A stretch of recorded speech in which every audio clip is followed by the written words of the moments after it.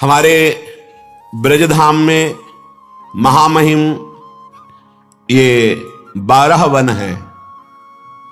मधुवन, तालवन, कुमुदवन, बहुलावन, कामवन, खदिरवन, वृंदावन, भद्रवन, भांडीरवन, बेलवन, लोहवन, महावन।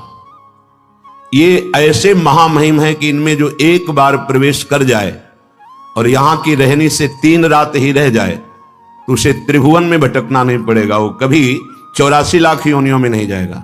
जिसने ब्रज 84 को उसकी परिक्रमा कर ली तो ये 12 वन और 24 उपवन, इन सब की परिक्रमा हो जाती है। 12 वन ये आपने सुने, 24 उपवन, गोकुल, गिरिराज गोवर्धन, बरसाना, नंदगांव, संकेत, परमार्द, अडीग, शेषशाही, माठ, ऊंचा गांव, खेलवन, श्रीकुंड, गंधर्ववन, पराशौली, बिलछू, बच्छवन, आदिबद्री, करहला, अजनोख, पिछला, कोकिलावन, दधिगांव, कोटवन और रावल।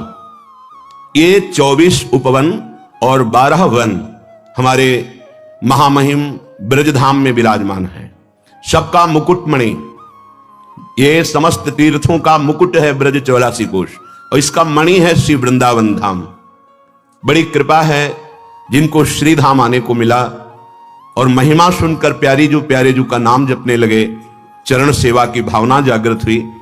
मानसी गंगा का आचमन कर लिया, राधा कुंड का आचमन कर लिया, मानसरोवर का आचमन किया, गिरिराज जी की परिक्रमा दी, वृंदावन की परिक्रमा दी, बरसाने की परिक्रमा दी, महारानी लाडली जू महाराज का दर्शन किया।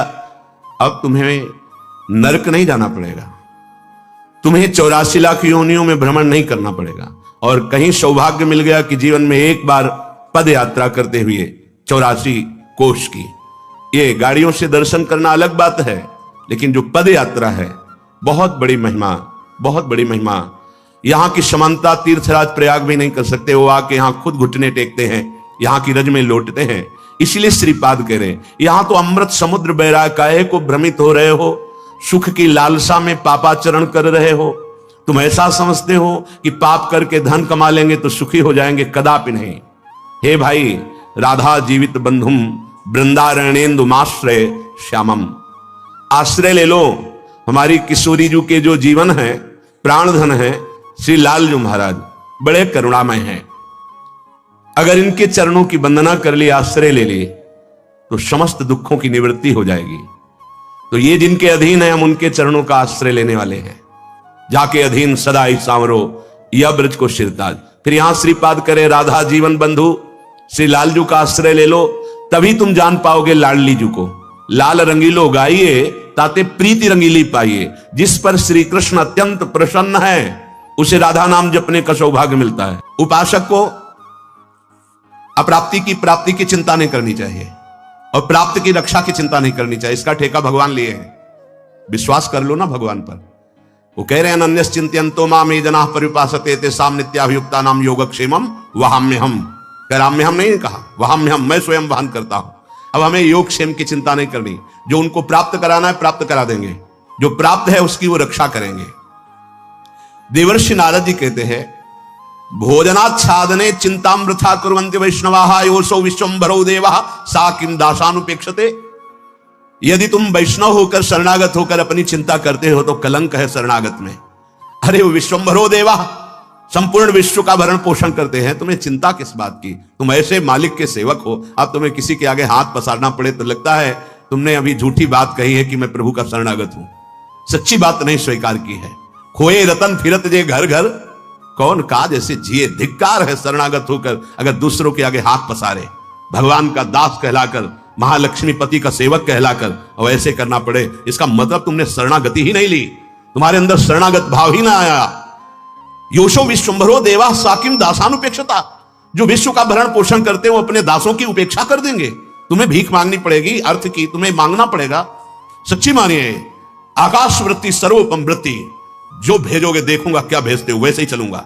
बस कोई चिंता नहीं, ना मांगने की चिंता है, न मोक्ष की चिंता है, न कल्याण की चिंता। कितनी बेपरवाही, बस अपने कर्तव्य का पालन हम कर रहे हैं। कर्तव्य के पालन में फल की भी इच्छा का त्याग करना होता है। यह कर्म फलम त्यजति। ये स्थिति है भक्त की। हमारी जो भी चेष्टाएं हो रही हैं, मैं नहीं करता हूं, मेरे प्रभु करा रहे हैं, तो इनका फल क्या होगा? वो मुस्कुरा दे बस। मेरी प्रिया जो मुस्कुरा दे, मेरे लाल जो मुस्कुरा दे, बस यही हमारा, और कोई कर्म फल नहीं। और वो मुस्कुरा दिए तो बकाया क्या रह गया?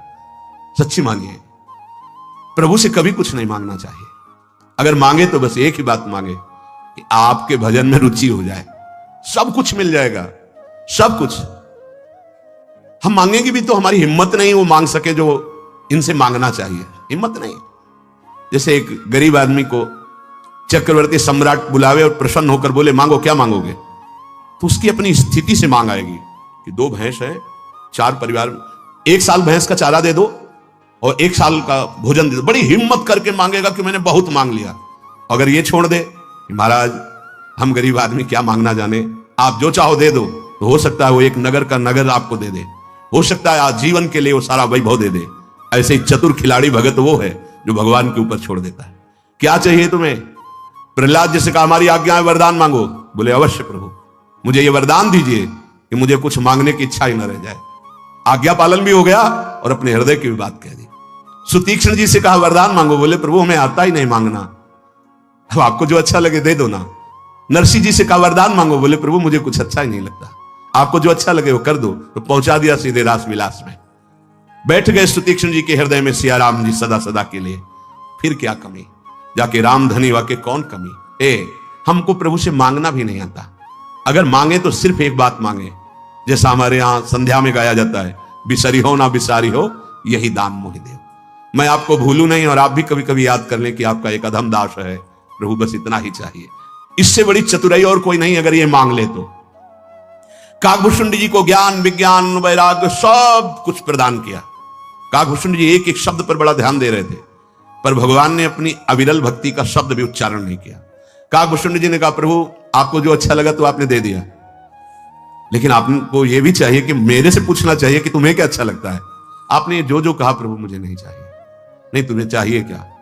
बस आपका नाम जपते हुए आंसू बहाते हुए आपकी अविरल चिंतन में डूब जाऊं। बड़े बड़े प्रवीण हो काक, जिसको ये मिल गया तो ये सब अपने आप मिल जाता है। यदि ये मिल गया ना, गदगद सुर नैना सजल दंपति रस रहे भीन, तो त्रिभुवन का कोई भी वैभव ऐसा नहीं जो आपके चरण न चूमे। एक एक हम कहां से मांगेंगे? उन्हीं को मांग लो जिनका त्रिभुवन है, सब काम बन जाएगा। यह कर्म फलम त्यजति कर्माणि संन्यस्ति, ये भक्त की स्थिति होती है, वास्तविक होती है। वो स्वयं करता नहीं होता, सच्ची मानिए, होता है वो। जो भी हो रहा है वो देख रहा है, करता लय हो जाता है, तो वो कर्म करता नहीं है। जब तक ऐसी स्थिति ना हो तो भगवान श्री राम ने सबरी माता के सामने भक्ति का जो स्वरूप वर्णन किया, उसमें कहा छठ दम सील बिरत बहु कर्मा निरत निरंतर सज्जन धर्मा। मेरी 6वीं भक्ति है कि वो अपने मन का दमन कर दे और बहुत ही सहनशील हो और ऐसे कार्यों से विरक्त हो जाए जो मेरे से विमुख कराने वाले कर्म हैं। विरत बहुकर्मा, और ऐसे कार्यों को करे जो संत महापुरुष आदेश करते हैं। निरंतर सज्जन धर्मा, जिन धर्म में मेरे प्रेमी महाभागवत जन स्थित हैं, वो जो आदेश करें उनके अनुसार कर्म करे। तो आदेश के अनुसार कर्तव्य का पालन जब होता है तो कर्ता भाव नहीं रहता कि मैं नहीं कर रहा हूं, मेरे गुरुदेव करा रहे हैं, अगर मुझे करने की क्षमता होती तो मैं पहले कर लेता। तो वो कर्माणि संन्यस्ति, अंतर की बात। और बाहर से ये तो सर्वाणि कर्माणि मयि सन्न्यस्य मत्परः, जो भी कार्य करो भगवान को अर्पित कर दो, तो उसी जगह पहुंच जाओगे अकर्ता स्थिति में। तुम्हारे सारे कर्म अकर्म हो जाएंगे, वो बंधन नहीं डाल पाएंगे और आप जीवन मुक्त महापुरुष हो जाएंगे। यह कर्म फलम त्यजति, जो कर्म फल का त्याग दे। पर कर्म फल क्यों नहीं त्याग कर पाते? श्री भगवान गीता जी में कहते हैं कि ये प्रकृति के द्वारा हो रहे हैं, ये हमारा शरीर रचा हुआ प्रकृति से है। बहुत गूढ़ विषय है, इसीलिए ध्यान पूर्वक सुनोगे तो समझ जाओगे।